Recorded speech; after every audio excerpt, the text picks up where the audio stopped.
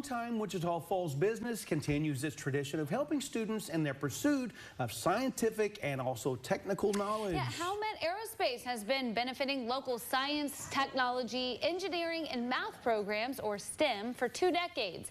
Today, a group of Scotland Park 5th graders were recipients at Riverbend Nature Center when Howard McDarris from Howmet presented a check for $20,000. Without such help, Riverbend officials say many local kids would have no chance to participate in learning activities, including live animal education, trail activities, and other science programs.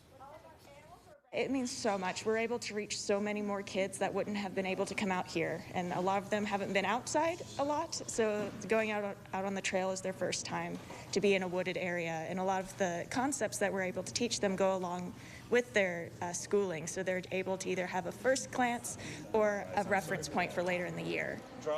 Over the last decade, Howmet has contributed to more than $230,000 so that 20,000 students could participate in Riverbend educational programs at no cost.